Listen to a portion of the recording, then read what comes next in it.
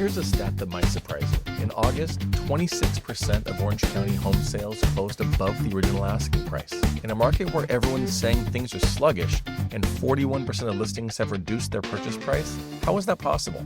Welcome to the 5-Minute Real Estate Fix. I'm Chase with the Whitney team at First Team Real Estate, and today we're breaking down what's actually happening in the Orange County housing market and where we're headed in 2026 based on real data and not headlines. The answers tell you everything you need to know about navigating the market, whether you're buying or selling. Let's dig right in. First, let's talk about mortgage rates, because this is still the elephant in every room that we're talking about. We're currently at around 6.36 to 6.5% as of October 14th, the lowest rates we've seen all year. Not because the Federal Reserve made some dramatic move, but because of something called the spread. Mortgage rates are tied very closely to the 10-year Treasury bonds, and historically there's been about a 1.75 point spread between the two. 2 years ago, when rates hit 8%, that spread ballooned to 3 points. Lenders are protecting their profits during all the uncertainty. The good news, that spread has been normalizing throughout 2025. Today's 6.36% rate is real improvement, and economists are predicting we could see rates drop as low as 6% during the spring of 2026. Now, what does that mean for you? If you've been waiting for rates to improve, you're already seeing better conditions than at any point in 2024 or early in 2025. Now let's tackle the crash question, because this comes up constantly. During the 07 and 08 housing crisis, Orange County had approximately 18,000 homes on the market. Today, we're at just around 4,500. We aren't even close to the inventory levels needed for prices to plummet.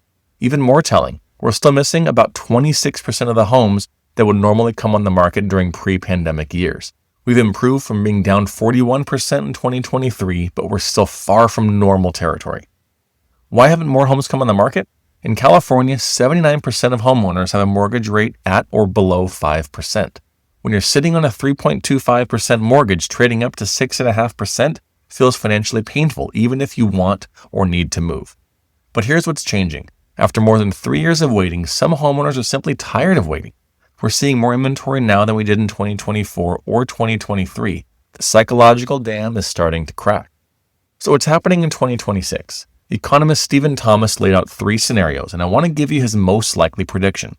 Scenario 1, the most probable outcome, shows mortgage rates dropping from between 6 to 6.5% with sustained time. Closed sales increasing 3 to 6%, and home values rising 1 to 4%. The key driver here is rates being at 6% or so during the spring, which pulls buyers off the sidelines. This scenario also predicts that bidding wars will become common again in entry-level price ranges. Now, Thomas presented 2 other scenarios as well, one where rates stay stuck and the market remains sluggish, and the other where rates plunge between 5.5% to 6% and create a total buying frenzy. But he's putting his money on scenario 1. And here's the interesting take.